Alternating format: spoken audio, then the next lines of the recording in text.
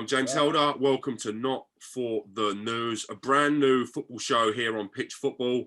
I'm quite fortunate enough to be joined by my esteemed guests and some of the most controversial characters in football and sport. None other than Knight and Curtis Woodhouse. Lads, what a huge honour it is to be here with you. Yeah, welcome. Great to be on the first show. Nice one, man.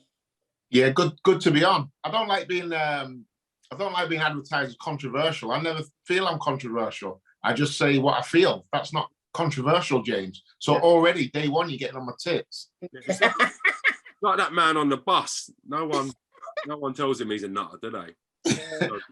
We're 2 minutes in and you're winding me up. Before we push the boundaries of Woodhouse too far, I want to have a little talk about what's going on current affairs. So this part of the show, just so the viewers know, is fast, it's snappy. We're interacting a little bit. I want to talk about Sharon Davis leaving his job at Burnley. Is it right to get rid of the general during the war? Lads, what we thinking about it? Curtis. Shocking. I couldn't believe it when I seen it. Unbelievable.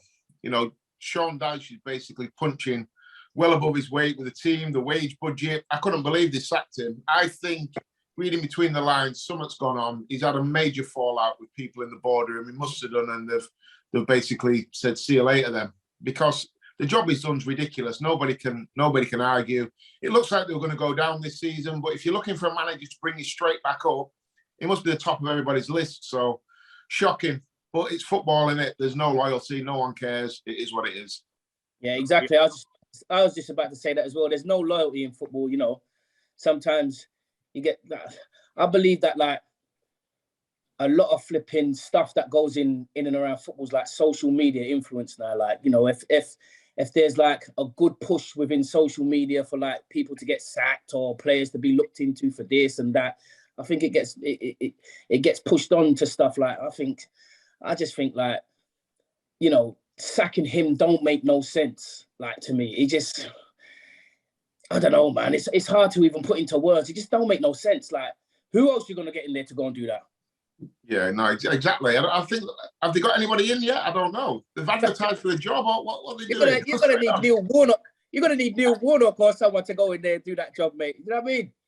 Yeah. Not even football, though, is it? It's everything now. You do anything in the workplace that's deemed as wrong, and people want you sacked. Now that's the way it is. There's only a few men that can go in there and do stuff like that. You know, stuff that he was doing. That's like Big Sam. You know what I mean? Bill Warnock, just them old school, like, do you know what I mean? To handle that sort of club as well. It's not like, you know what I mean? It's a small little area as well. Do you know what I mean? Yeah. There ain't really much going on up there, to be honest. But I just think it's a bit shit, to be fair, considering what he's done, you know, and all that. Do you know what I mean? I think it's just a bit shit, to be honest. Something's definitely happened, hasn't it? You know, something's definitely happened behind the scenes. And I think probably had a big bust up, and they've just said, well, I'll tell you what, you go your way, I'll go mine. 100%. You've had experience in the past of being in these situations and seeing teammates in these situations. Your opinion, something's defo happened? Yeah, 100%. 100% something's happened. If they were going to sack him, you know, and they're thinking about sacking him, they'd have done it a while ago. What is it, 6 games left? Like what Knight said, it makes no sense. They had a chance of staying up, an outside chance of staying up with him. I think they've got zero chance without him. Let's talk a little bit about the Champions League game, Atletico Madrid, Man City. Simeone's style of football's coming for a lot of criticism. For me, I like seeing different styles of play. I don't want every team to play the same. What are your thoughts on it? I'm going to start with Knighty on this. What do you think about it? I just think, you know, the players are behind him. He's a certain way. He was a certain way as a player. He's brought that into management, and I like it. Do you know what I mean? Me and Curtis are from the same kind of, you know, era. Well, not so kind of. We are from the same era, and you know, that's the way, you know, we was as well. Like, you know, the players. There's a few decent, like, skillful players and stuff and whatever, and then the rest of us get behind. You know, never say die and flipping, just go at it. If a team taking a piss out of us, lift them off the flipping park, like, and that is like. I like that kind of style of play. Everyone wants to play this ticky-tacky pep stuff and whatever, and you ain't got the players to play that. You know what I mean? And like I said, Simeone, he was that kind of player. He will get right up your nerves, like, do you know what I mean? So you know, I rate that he's brought that into management, and his team believe in it. You know what I mean? They've done well as well. You know, they won the league. They won the Liga year before last, and you know they're in Champions League consistently, and you know it's working for them. So I don't see a problem with it, and why they should stop or change or, you know, do something to suit other people or whatever. I just think, you know, get on with it, and he's doing a brilliant job. Curtis, what you saying? No, I agree. I think, you know, it's okay, everybody's saying, like Knight said, tick attack and all things like that. But if you're playing against a team who's better than you, you have to try and find a way to be able to compete. And if Atletico Madrid go and have a game of pure football with Man City, they're probably going to get tucked in 5 or 6. And I think what Simeone has done with that group of players is unbelievable, because the players are not stupid. They realise the style of football they're playing is probably like, some games will be like, Gaffer, this is dead. But to get, you know, multi-millionaires and people with 50, 60 caps for their country to buy in, week out into that style of football takes a very, very special manager. You know, they would follow him over a cliff if that's what he said they were doing. And that is just as powerful as anything that Pep's doing, Klopp's doing. It's about getting the whole football club buying in to a style of play. Like I said, there'll be some lads that'll be like that Felix is a baller. You know, yeah. he can't enjoy playing like 4-4-2, defending on the edge of his 18-yard box for 90 minutes. But he does it because he loves the Gaffer, buys into what he's doing. That's powerful. So I'm all over it. There's more than one way to skin a cat. And yeah, I like him. He's a top shithouse. I'm all over that. Yeah. And, you know, they've got the fans as well. Do you know what I mean? Yeah. Like, they're right behind them as well. Like, everything about the club is like how the manager wants it to be, and that's how it should be. Like, do you know what I mean? I just think they're brilliant, to be fair. I mean, not, you know, football, like, come on, we know they ain't the best in the world or even in Europe or whatever, but, you know, to watch and the way they, you know, grind out results and stuff, and, you know, it's different. So I like it.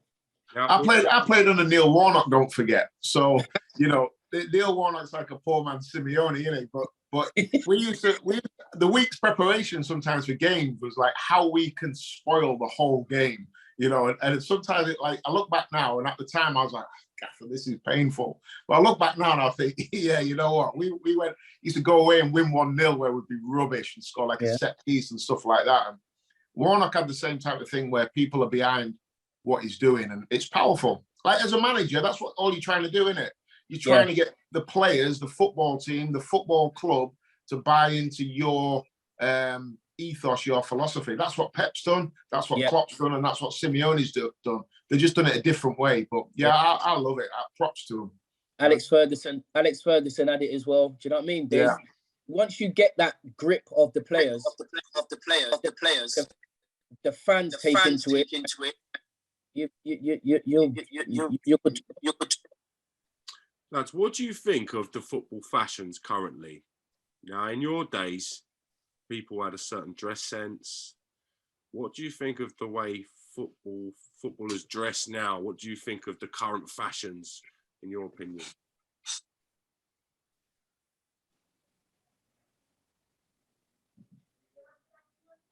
Me? I'm going to go to 90 with this because I can see him dissecting it. I don't know, man. It's just. Am I echoing? Yeah. I am, innit? A little bit echo falls in. So what do you think of the current fashions then? How has it changed, like, from the days of the Spice Boys to where we are now? Well, it's changed a lot, innit? Do you know what I mean? It's changed a hell of a lot. Like, they're carrying handbags now. And, you know, we weren't doing that back in the day. I mean, the worst that you would get, like, back in the day is, like, someone gelled their hair back or something. Do you know what I mean? Or grew their hair out a little bit. But nah, they're basically wearing dresses. Do you know what I mean? Clothes that are basically touching the floor, like dragging along the floor. It cost about flipping 1,500 quid for the jeans, and they're dragging along the floor. And you just think, like, we had Bex. Everyone was complaining about how Bex flipping dressed. Do you remember? Yeah. And it's nothing compared to Bex didn't carry a handbag. But you know what, though? He had a sarong, didn't he? Bex wore a sarong. But it's just an era thing, isn't it? You know, it's an era thing. You know, times change, people change, fashion changes. I think it's more to the fact that we're getting old. You know, it is what it is. Even when we played, people had, you know, footballers were always dressed differently because they've got a few quid. You can experiment, you can do what you want. I mean, I've seen Calvin Phillips's shoes that he had on the other week, or what, I don't know what they are. What slippers were they?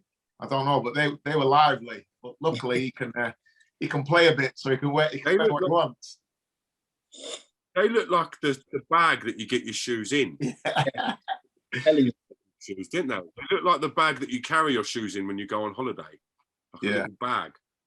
But you look back at, I think someone posted the other week a picture of Man United on there. I think it was a Christmas do out. Yeah. You know, like, you remember, you look at the fashion there. You're like, wow. Yeah. But at the time, they're Man United players. They could wear whatever they wanted. So that was probably the top gear at the time.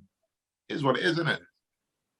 I'd still rather wear one of them outfits like that Rooney had with them long jeans and some of the stuff that's going on nowadays. Yeah, you can. I mean, like basically, like it's like you say, like Curtis said, it's the era that you in. Do you know what I mean? Maybe if we was in that era there, we'd be looking at it like, yeah, that's a bit of flipping.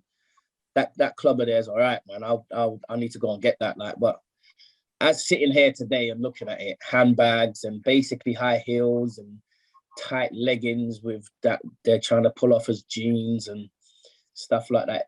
It just, you know, I think you'd look good in a little dress, Knighty. I'm fucking way too wide to put a dress on, mate. I tell you that. You'd have back off. Who's the worst fashion culprits then? You guys reckon currently? Whose dress sense would you like to correct if you had 5 minutes with them? Probably them boys at Everton are a bit lively, aren't they? Yeah. Dominic Calvert-Lewin and who's the other kid? Tom Davies. Tom Davis. Yeah, they're a bit lively, aren't they? And Dele Alli as well. He's a bit lively, isn't he? Yeah. Well, Dele's got a lot of time on his hands, hasn't he? He fucking don't play on a Saturday these days, so he's in Primark all weekend. Mate, I tell you, like he's got like different colours in his hair and stuff and all that. Do you know what I mean? Yeah. Mental, mate. Can you imagine, Curtis? Can you imagine pulling up Sheffield United with your hair, different colours over this side and all that? Flipping hell, mate. Honestly, you'd actually have told to go home. He'd be just happy to have hair. To be fair, Knighty, mate. Oh, mate, look. Now, I've seen Curtis with the afro though. Yeah, when I was at Hull City, I had a big afro. I've had an afro 3 or 4 times. Yeah. No more though. Couldn't grow it back. What you saying? But it don't look like it's fading there though. It looks all right. Turkey, innit?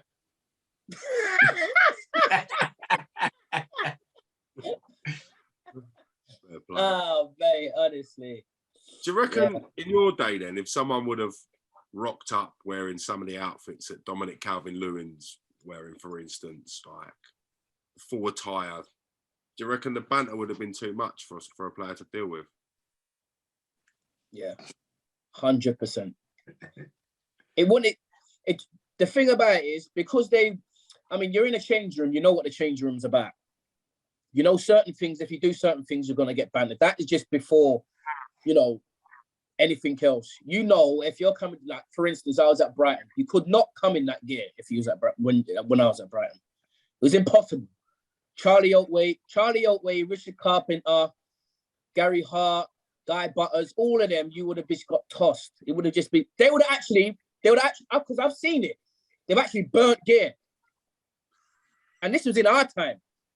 Yeah, that was a norm. If you came in with like some lively trainers, and when I'm talking lively, maybe like just a few like different colours here and there. Yeah, they're getting burned. You come back in after training, they're gone.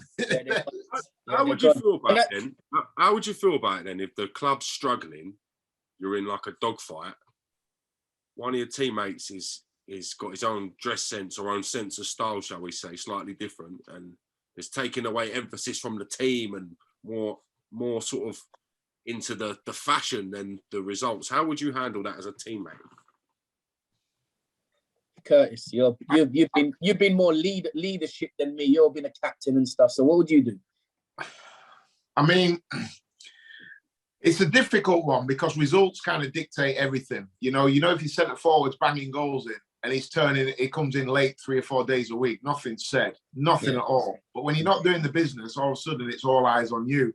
Yeah. And I think when we played, 100% the manager would bring that up in team talks. If he was dressing that way, it'd get brought up.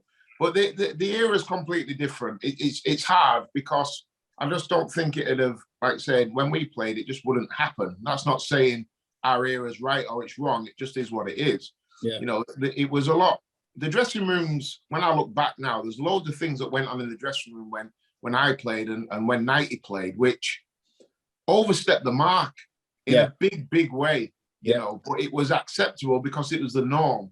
And yeah, that'd definitely be getting brought up back in our day. And like I said, there's a lot of things that happened that were wrong, really, really wrong. I've seen some things that are like, I mean, if I said it in an open forum, these people would never work ever again. But that was just the era we were in. But yeah, I mean, listen, 100%. I said, so listen, we're fucking getting beat every week, and you're making a show of us every single week. What you're wearing?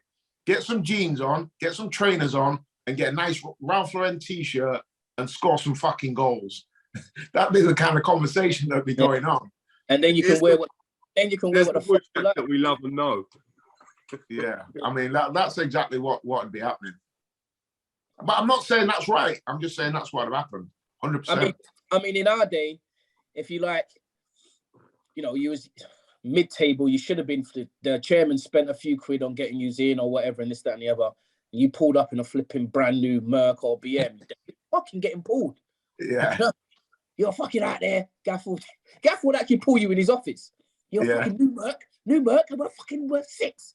We should be fucking top of the league. We're spent so and so. Like that is how our era was like. Do you know what I mean? Our era was like that. It was and it kind of kept you instead, in a sense. Do you know what I mean?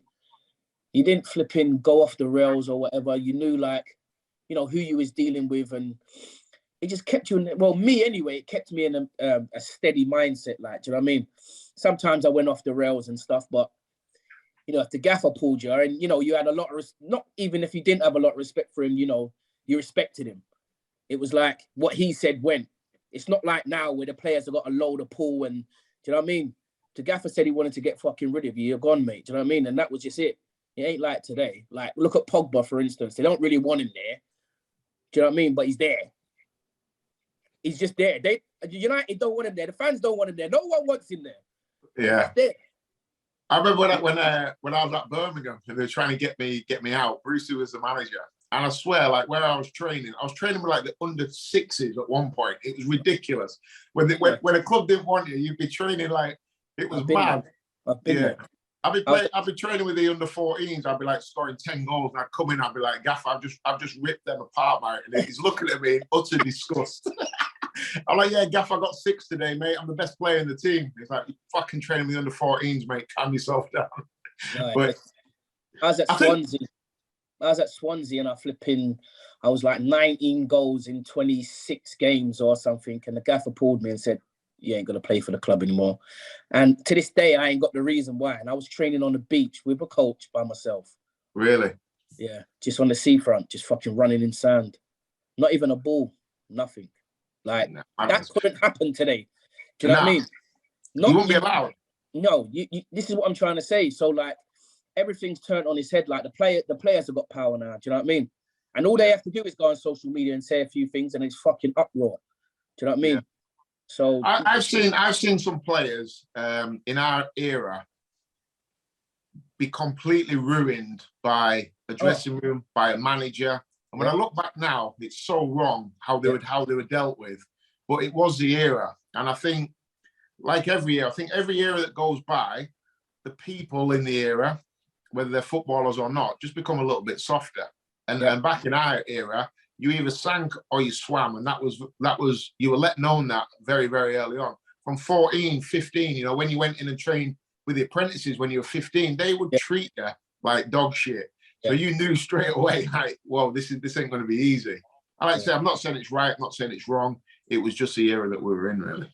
I mean, you had to have like a bit about you. If you weren't like brash and loud and they know you stick up for yourself, you had to be like a player where, you know, they ain't really gonna flipping, you know, toss you to the side and flipping throw you all over the gaff verbally and stuff and whatever. But you had to have a bit about you. Regardless, the quiet ones got absolutely ruined, mate. Yeah. I got a phone call. I won't say who it was. I got a phone call from a former manager of mine about 18 months ago, saying that he'd had a case brought against him by a player who said that he got bullied as an apprentice and he's not been able to function since. He's had anxiety, and tried to bring a court case against him, suing for thousands of pounds. And a former manager of mine rang me up and said, like, I can't even remember it. Like, what happened? Can you remember it? And I'm like, I'll be honest, I remember about 50 different cases. So, but that was a norm. And like I said, people's personalities are different, you know. And the manager in case was a good guy. He was, you know, that's kind of how he treated everybody. It was hard and fair, I felt, but everyone's got different personalities. You know, some people get buried. I've seen some good players get buried through tough environments. And I always say, you know, when people talk about a tough environment makes you what it is and it toughens you up. And it does. Every now and again, like one comes through. But tough environments bury more people than they create. Yeah. They bury them. You know, I think about my own childhood. It didn't make me what I am. It took off what I should have done more. But because emotionally and mentally I was scarred from things that happened to me, I never got to mature until I was later. You know, and I always say a tough environment is not what is beneficial to people. You need discipline, you need certain things, but there's a line. And sometimes too many things can happen to people at a young age and they can't bounce back from it. It's the same with me, mate. Honestly, mate. Like the stuff I've seen, fucking hell. Like obviously I'll keep to myself until I die. But flipping hell, mate. Like you said, there's you know, I should have done a lot more and stuff like that. And I don't talk about anything to do with mental health. I think it's a load of shit. But I know deep down in my head, I'll bury the stuff. Do you know what I mean? I've got that capability of just burying stuff in my head and I'll just get on with it. But you know, there's some that flipping they just fall by the wayside, mate. And they should have. They're talented as hell, mate. But you know, like Curtis said, it buries more people than it flipping pushes people through. Therefore, 100%. Now, the Daily Mail have reported that 15 players have failed drug tests. No bans have been handed out. What's going on? How do you explain that? Well, it's like that in every sport at the moment. Do you know what I mean? You look at Canelo with boxing. I refuse to believe Messi and Ronaldo ain't tapped him to that sort of thing. You can't. It's impossible. You can look after yourself, and you can do all the right, you know, stuff that you know you need to put, like take care of your body and stuff and whatever. But come on, man, you're 30, late 30s, and you're scoring hat tricks and stuff, and you look like a flipping bodybuilder, and like it. I just don't think it can happen.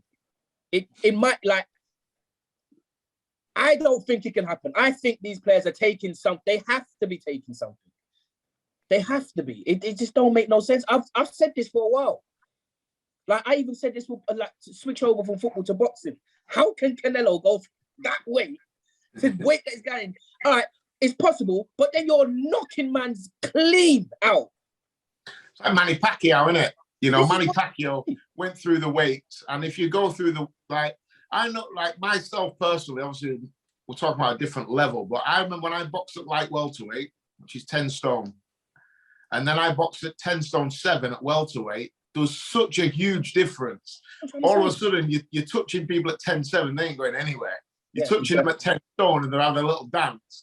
Manny Pacquiao went from like, what weight? Like, I don't know, it went from like 8.5 stone to 11 stone and was knocking people out. It's all bollocks. I hate it, mate. I hate drug cheats. I got no respect whatsoever for Canelo. no respect for Manny Pacquiao, any of them that cheat, honestly, get in the bin. Got no time for it. But you know what? It's been happening in football forever.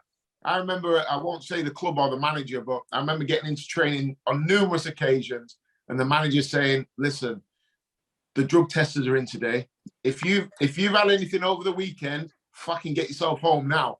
We're literally playing like a 3-a-side in training. The whole squad had been gone because everyone over the weekend was doing something. So it's been going on forever. And now there's more money involved. Football teams, football players are now a brand. You've got to protect the brand, which means I know for a fact of one player who failed a cocaine test, professional footballer, current now playing in the Premier League, who got done for cocaine.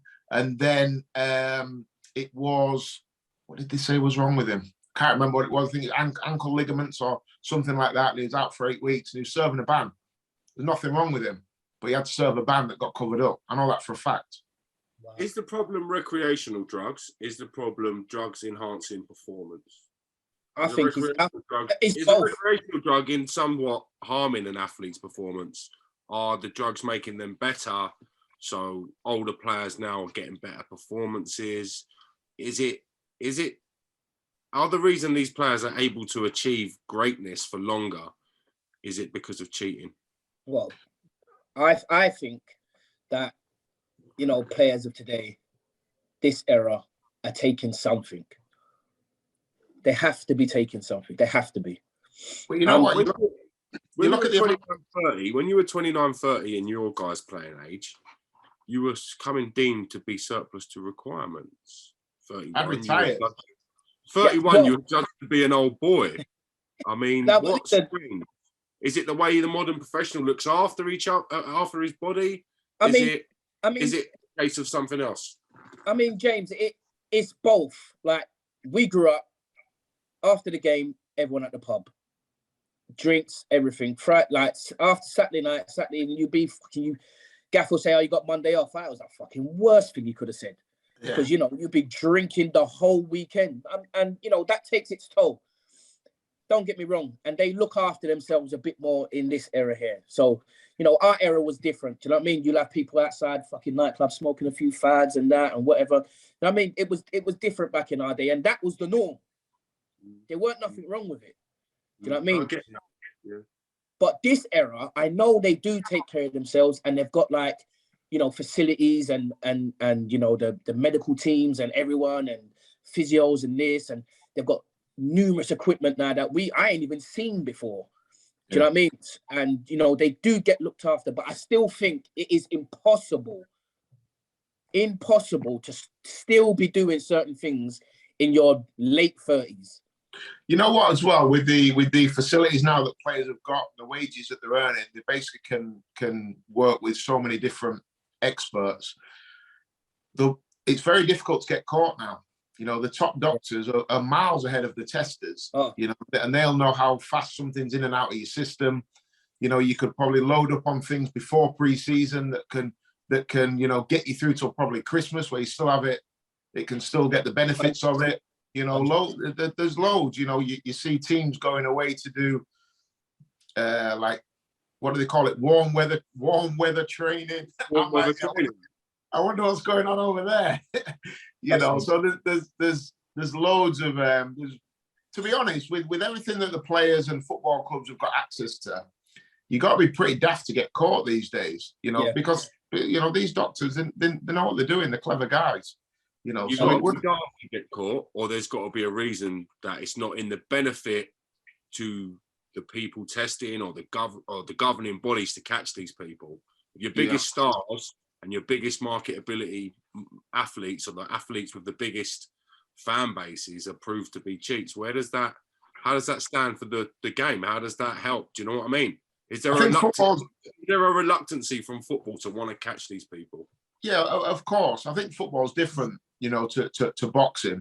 You know, football makes someone jump higher, run faster, whatever. You know, boxing, you can kill someone in it. So it's different. I'm not, you know, it's chalk and cheese really. But yeah, I mean, it's no good. Like I said, football's now a brand. It's a multi-billion-pound industry. So it don't make any sense to be getting your top players busted every other week for, drug use. It kills the brand. So yeah, it's in no one's interest to be outing people every other week of failing this, that, and the other. I mean, they said Messi took hormone growths because he was small or whatever, like very tiny at a point where he was coming up and playing and whatever. And I mean, like, if they, like, nobody said anything about that. It's about your side, Ronnie. This is what I'm trying to say, bro. Why did they fucking give me hormone growths? You know what I mean? I'd have been flipping. Oh, I'd still be playing now.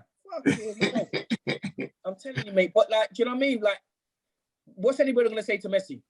Who's going to look into it? It's like Lance Armstrong, isn't it? When he got caught for first time for cheating, he said he'd been using a cream for saddle sore. It's nightmare, mate. Honestly, joke. It is what it is. Now, lads, I want to look at comments from Northern Ireland manager Dean Shields regarding the women's football game. He has apologised and retracted for his comments, but it's still, in my opinion, something we can speak about. Stated that women concede goals after scoring because they're too emotional. Joke gone bad. Maybe real personality coming across as the mask slipped. What are your thoughts on it all? Go on, Matty. Well, basically, if you look into any player, manager, coach, anything, male, behind closed doors, that's the real them. Sometimes it comes out, but you can't really say anything. The women's games, Theyre is here to stay. They got, their Champions League, World Cups and whatever, everything's set up. And, it's something that they're trying to build and stuff like that. And, it's in every club. Do you know what I mean? So now you can't say anything. But you go behind closed doors and you speak to players, or if you're mate with like a current professional, that's whatever, and you speak to him on WhatsApp or you speaking to him on the phone or whatever, they will tell you. I don't know about his comments and being emotional or whatever, but they'll tell you that they're not that good. I think regarding being emotional about conceding a goal, I think that it doesn't really matter what sex you are, does it? We had it before where you concede a goal and then all of a sudden the other team scores again, your head's all over the place. So I don't really think it matters what sex you are. I think regarding women's football and men's football, I think you just have to completely separate the two of them. They're two completely different sports, and so you've got to look at them on a completely different comparison, really. I haven't really got much of an opinion on it either way. He's just come out and said what he thinks. Like, do you know what I mean? Yeah, I'm not offended about what he said. I'm more offended that he had to apologise for it. To be honest, it's kind of the world we're in, isn't it? He did feel that. That's what he genuinely thought, and he had to apologise to save his job. Which is, I hate the whole, everyone having to apologise for everything. No one really. Even the women, no one's really that offended, have they? Just move on. He said something, it upset a couple of people. It is what it is. I'll see you Monday at training, ladies. Let's kind of crack on with it. It's I hate the whole cancel thing, and it is what it is, isn't it? Like you said, you're apologising for everything nowadays, mate. It's just like I said about being, in control, the players being in control, but then again, it takes away, like, do you know what I mean? You have to, anything you say, anything you do, you come off and throw your shirt on the floor and you have to apologise on social media within flipping 50 minutes of the game ending. Like, do you know what I mean? It's just... Yeah. But I suppose you look on the flip side, you look at what social media is now and how much money it's brought into the game. So as a player, you benefit from all that as well. Financial benefits are insane. So I suppose you live by the sword, you die by the sword, I suppose, isn't it? I'm just saying that it is because I'm not involved in today's market. Yeah, because if I was involved in today's market, I'll be living by the rules. I'll be coming out apologizing. I'll be doing this. So I understand where they're coming from because there's a lot of money involved, bro. Yeah. It's business, isn't it? It's big business. And you know what? I run 3 businesses of my own. So I understand there's certain things that I can't say in a boardroom that I'd say laid on the settee having a beer with my son. There's certain, it's different. And it is what it is, And it's such a mad world that we're living in now that it is. I think as soon as you start shutting down speech, you've got a real problem. Everyone's scared to say anything. No one wants to be cancelled. We've all got families. We've all got bills to pay. Nobody wants to never be able to work again because they said something that upset the establishment. So I totally understand other people's situations and other people's stances. But I just think we're kind of going down a really, really bad road once you start shutting down speech. A sticky road, mate, honestly. Yeah. Now, there's been no discrepancy in the gap, and maybe there never will be a change in the gap between the men's game and the women's game. The women's game is not pretending to be the men's game. It's something different. It's its own unique individual entity. Women, yeah, I mean, listen, you see, women. Now, Leon, I'm just leading on to this next point. Now, we've seen in America, college swimmer Leah Thomas is dominating women's sports as a transgender athlete. What would happen if someone born a biological male was to play in the women's Premier League? How would that be perceived, and how do you think their performance, how do you think they would get on in that environment? First of all, it'd never happen, for the simple fact is, imagine giving up 80 grand a week to go and get £400 a week or whatever the women, I don't know what women get paid, but no one would ever do that to get the massive pay drop. So, you know, when you see people crossing over genders, it always seems to be to benefit the performance.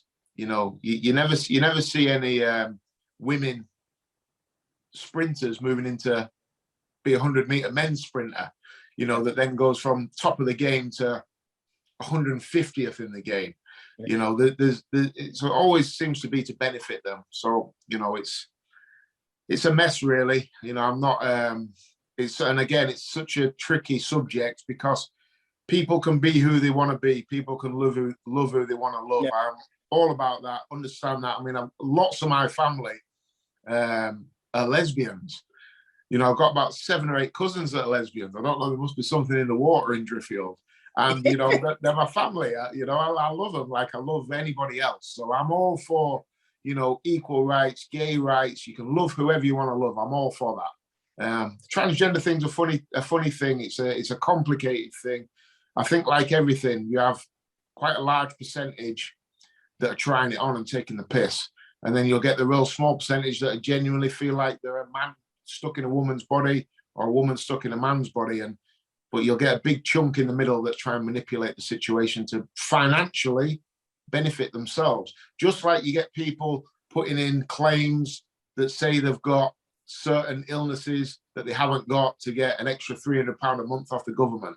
There's always going to be people trying it on. And I think we're seeing a lot of this now in the transgender community. And I might get hammered for that, but again, it's what I feel. You ain't even said anything that's like, you know, people are going to get offended by it. That's just like blatant, it's just truth. Like, do you know what I mean? Like, you ain't going to get, Mike Tyson says, oh, I want to be a woman now. You're going to let him into the boxing world. Yeah. Do you know what I mean? Just like, come on, let's just be like you said, I've got gay cousins. Me and him have banter.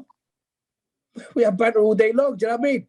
We have banter today. He said, he ain't spoken to me for about 4 weeks. Do you know what I mean? So, what, you know, it is what it is. Like, I just don't think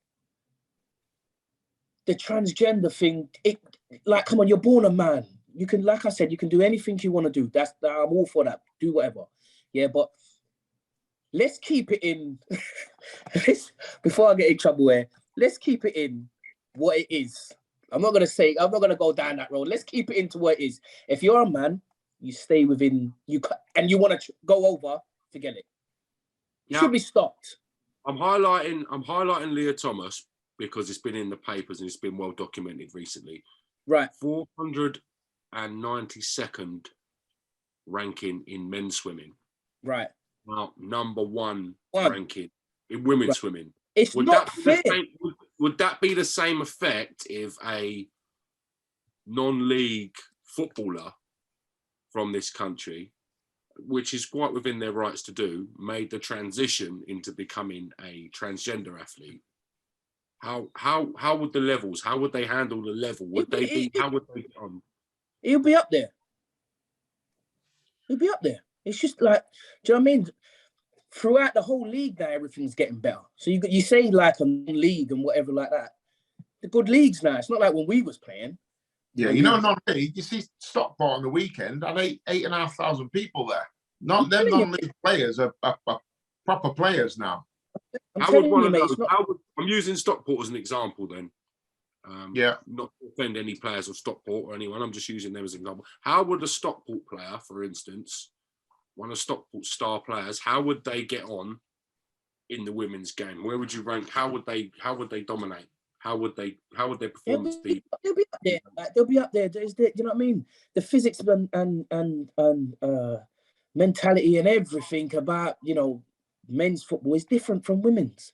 Yeah. Like it's a no-brainer. I mean, there's no point. We don't need to beat around the bush. They'd be the best player by a mile. Yeah. And, you know, and that's not me being disrespectful to the women's game. That's just how it is. You know, so if you take Stockport centre forward, it'd be bigger, stronger, faster. Yeah. So whenever you're bigger, stronger, faster in any athletic game, you're normally right at the top. It's the reason Cristiano Ronaldo scored so many goals. He's bigger, stronger, faster than his opposition. So you pick Stockport centre forward. Sorry for my ignorance, I don't know who it is, but they'll probably have a leading scorer. They're top of the league, so they'll probably have someone who's got 20-odd goals. You stick them in the Premier League in women's football, they'd be the best player by a country mile. And is it fair in the eyes of fair competition? Because this hypothetically can happen. There's no stopping this, and I'm sure it'll be a matter of time before we get someone transitioning into the women's game. Is it fair for the women's players to have this sort of competition? No, this is what I was getting to last. It's not fair. It just don't make no sense. Like, how can, do you know what I mean? It should be stopped. There should be a rule and a law to say you can't do that. Someone's going to get hurt. There was a UFC geezer who turned into who wanted to is a transgender, went over in the ring, in the octagon, smashing up some bird. Like, someone's going to get hurt. It's not fair to the women, like the swimming there, right? The swimming. There's girls who's been training their whole lives. Yeah. Do you know what I mean? They've been training their whole lives to reach where they've got to. And then for some geezer to come across and say, you know, I want to be a woman, which is fair enough, you're all in your right to, but he should be stopped from being in the women's swimming. It's not fair. Yeah, I agree with that. It's the women that have then, like I said, been trained their whole lives, go to the Olympics and are robbed of a medal. They're the girls you really feel sorry for, that have dedicated their whole lives. And you know, when I went into boxing, I was quite against women boxing. It just didn't sit right with me. And then I trained alongside a couple of girls. You see how hard they train and how much they dedicate to it. They dedicate just as much as we do. So they automatically get that respect. So I started to look at it from a different angle. So you've got women that dedicate their whole life to sport, for then somebody to come in and trump all the world records, all the PBs, you know, gold medal that you've had your heart set on, you now haven't got. Yeah, no, it don't seem right. Who's the lady swimmer? Sharon Davis, is it? Who's come out and said this isn't fair on women? I think. Yeah, it was her. Yeah, she's just, you know, she's gutted really. Like, yeah, she's getting abused as well for sharing basically her honest truth. Yeah, she's getting abused. She's getting cancelled. You know, people are turning against her, and I admire her for fighting the fight that she believes in. And you know, like I said, I'm not picking sides, but if I was picking a side, I'd be on her side, because I ultimately think that this isn't fair on women. This is what Knight was talking about as well. When does inclusive become non-sporting? When does inclusive become dangerous? Where's the boundary of that? When is it crossing over? How is this in the eyes of fair sport? Like, what's fair to me is you have a transgender line of work, sport, boxing, whatever it wants to be. Do you know what I mean? You can't switch over. It's more men going to the women's side because, you know, they can't do anything flipping in the men's. That's basically what it is. I just tell you point blank.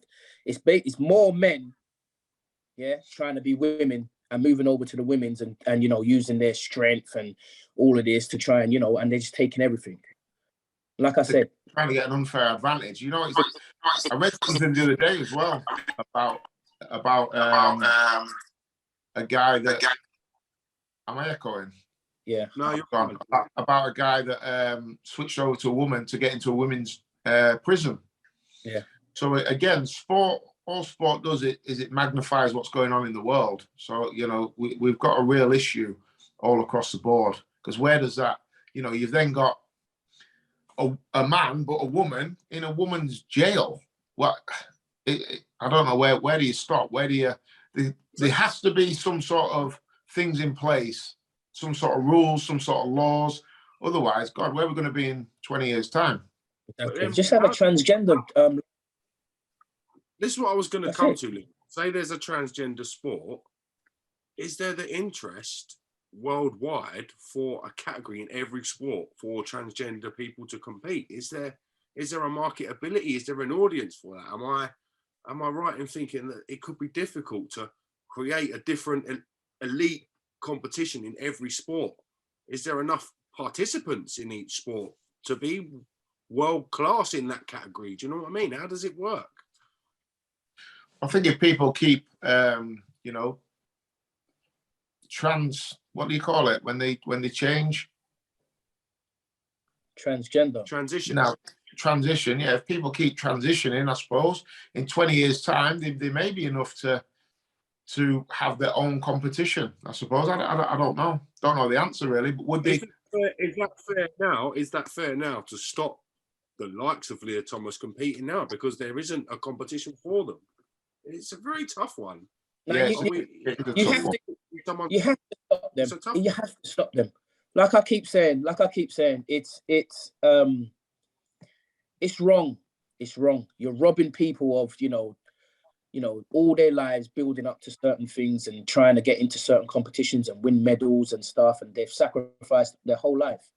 And then this geezer who's come across swimming, and have you seen the record? He blitzed the record. Yeah. But how do you stop it though, Knighty?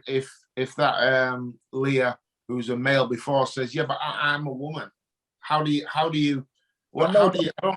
don't know how you stop it. I don't know what you do. But you just say you're a man. You are, bruv. Like your genetics is there's male and female. You're a man. We understand what you'd want to be and how you feel and stuff like that. But we can't put you over there because it's unfair on thousands of girls. I get Knighty's logic in what you say. Yeah, listen, and I don't disagree with Knighty, but the problem is when we're going back now to the people who are making these rules, you're going to need a brave person to come out and say that, because then they risk, like we spoke about, getting cancelled, you know, never working again, getting completely ostracized by the whole sport, you know. So you're gonna need a brave person to come out and say, well, no, you're not. You're a man, and you ain't doing what you're doing. That relates to the question I asked at the start. When does inclusive become non-sporting? Sporting is all about people working hard to get these glory moments. Yeah. Is being inclusive taking away the fairness of sport? I'm all for inclusive, like I'm sure we all are. You know, I'm all for always, you know, the best person for the job should do the job, regardless of race, religion, color, creed, you know, any of that. Best person for the job, straight down the line. So I'm all for inclusiveness, but the transgender thing is such a tough one, because if you've got a man who genuinely feels they are a woman and they want to compete as a woman, I don't know how you tell them that they're not a woman and they can't. All right, let me tell you. Let me tell you tell them, without any sort of banter or any sort of malice or whatever, bruv, you're not a woman. We understand how you feel, and you feel like you're trapped in a man's body and whatever, but there's two genders. There's a male and there's a female. And unfortunately for you, you're something that you don't want to be. And now we can't let you get into this gender of sport because that's not your gender. Yeah.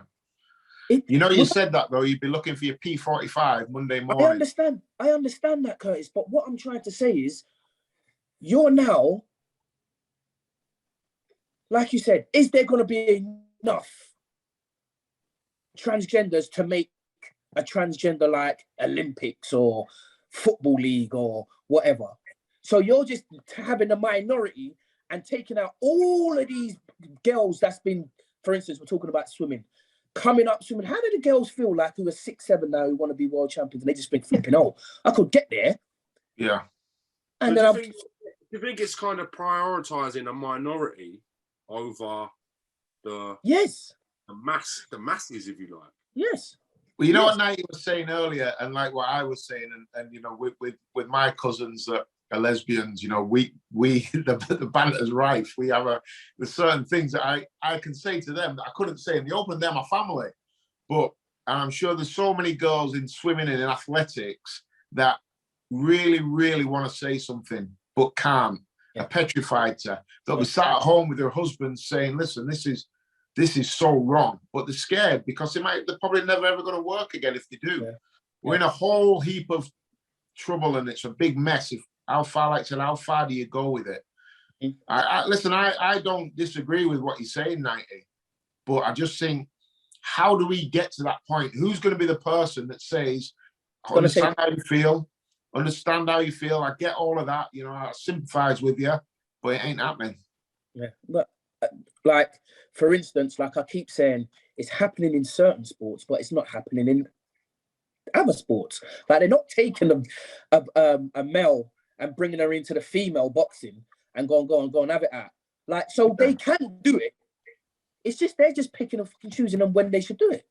And yeah, women are not turning into men, are they? And then saying, all right, I want to become a sprinter. So, well, yeah, okay, then, well, you're ranked 700th in the world then. Seems to be only one way at the minute.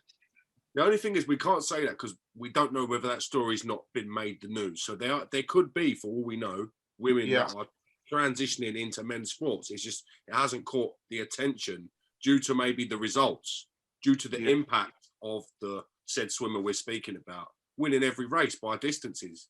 You're beating your next competition by 40 seconds, 50 seconds in a race. Yeah. It's clear evidence in the wrong division. Yeah, I don't think any person that actually thinks it through can agree with what's happening right now is right. Thank you, Curtis. I was actually thinking the same thing. You brought it out of my head. Like if you're talking to anybody, bar probably the transgender community, if you're talking to anybody, male or female, anyone, they'll say, you know what, it's wrong, mate. Do you know what I mean? It's wrong. But like Curtis said, who is going to say this has to stop? I feel like I have to be the voice of the transgender community here a little bit because I've got to play devil's advocate. Where do they compete? This is the question I asked you before. Where do transgender athletes compete to get a fair, honest recognition? They're still athletes. Whether they've transitioned into a male or female, they're still an athlete. That's a tough one. Where do they compete? How do we make in the greatness of inclusiveness and fairness and an athlete still being an athlete? How do we get these people? Well, the bottom line is at the minute they haven't got anywhere to compete.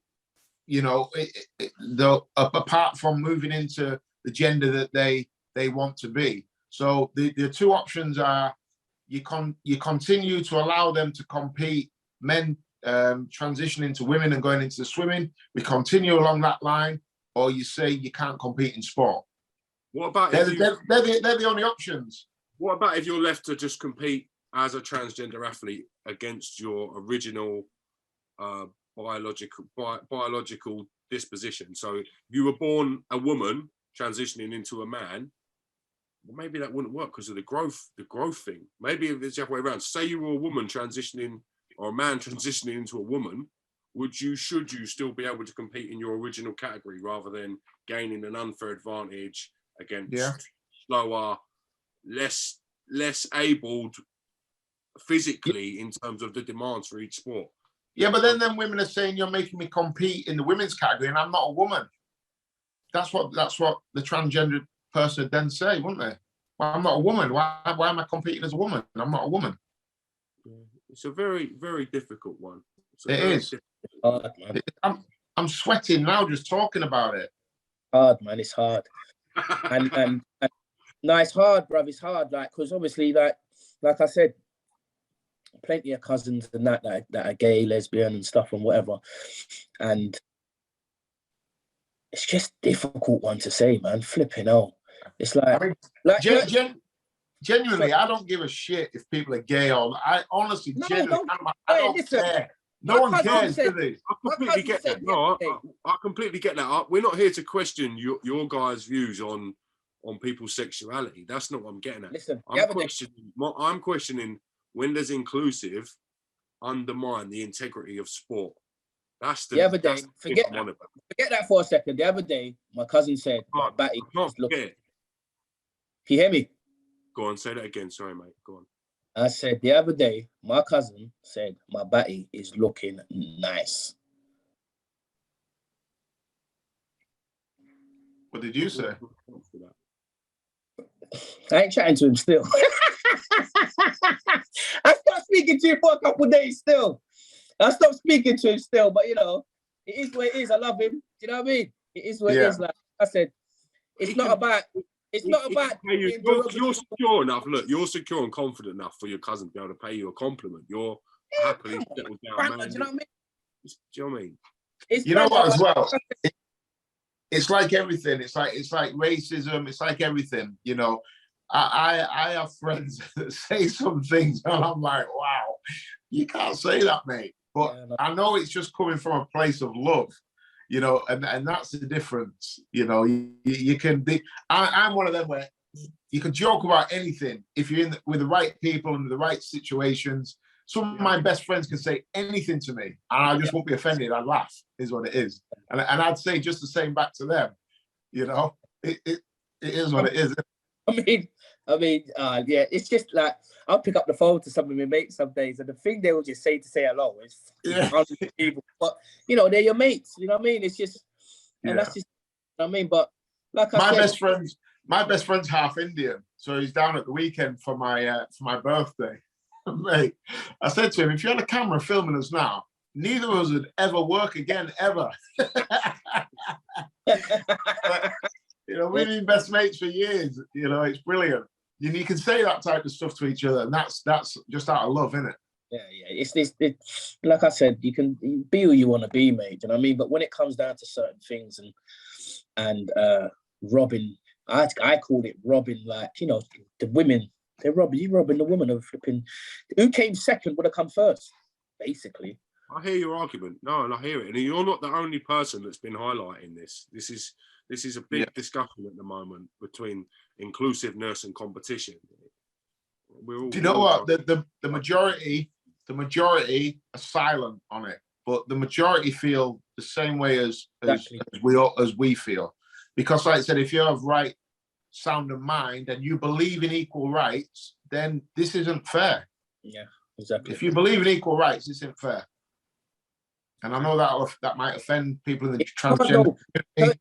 I don't know. Oh, I'm quite interested to hear what people have got to say on here. Like, if you want to at us and tweet Pitch Football, we're interested to know what people's views are on it as well. It's quite a controversial subject. Sorry.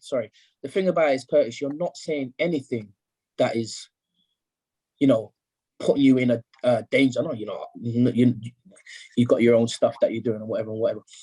But it's not putting you in any way a danger of what anybody can come back and say. If you believe in equal rights, it's not fair. Yeah. I'm on the women's side here. I'm saying, come on, bruv. The girl who's got second has beat the world record by 3 seconds. And then you got him, he's come over, he smashed it by 45 seconds. And you're thinking to myself, that's all I could do. I'm drained myself to flipping beat the world record. And he's just come over and that's it. And you see the size of the kid. Obviously, he's going to flip and beat the world record. He's like that. Fucking you know what I mean? Yeah. And it don't even look right, let alone be right. Do you know what I mean? It is. It's madness. It really is. I sympathise with the girls, man. Trust me, mate. Because, like Curtis said, like I was always one that said, women's football, joke. But when you see it, and I watched something the other day, and you know, they had clips of the girl was like 4. She was out in the garden and they're like, I think it was Reece James's sister. Yeah. You know what I mean? And then she was like 16 and like she's a pro now. And I thought to myself, bro, she was actually doing her stuff. Yeah. Do you know what I mean? A women's journey into football is just the same as our journey. Yeah. Now they go to the youth development, they do their apprenticeships, and they make it as a pro. And they train just as hard as what we do. They got better facilities than we have, like when we had our day, mate. Yeah, miles better. Good luck to them. I think you just have to separate the men's game from the women's game. They're two completely different games. And like I said, when you got people training their asses off, giving everything, then good luck to them. Tip my hat. I mean, when you say you separate the thing, I agree on that, because one's bringing in like 1,500 people in attendance, and the other's bringing in flipping 85,000 people. Like, they're talking about equal pay and stuff and whatever, and it's like, don't make. That was probably my argument with everything, and then me going over the step with banter about whatever and this that. But they actually put in their work, and I hear that. Equal pay is a non-starter, because everything. We're going to get on the equal pay. We're going to get onto the equal pay. All this is for a different episode. We're coming with stuff. Okay, no worries. Sorry, James. On that note, I just want to say thank you to you both for your time today. Not for the news. I think we've covered a few controversial subjects and a good intro for the show. Thank you very much to Pitch Football for facilitating this. Really great for them to put me in touch with such a great panel. And we'll see you on the next episode. Thank you very much.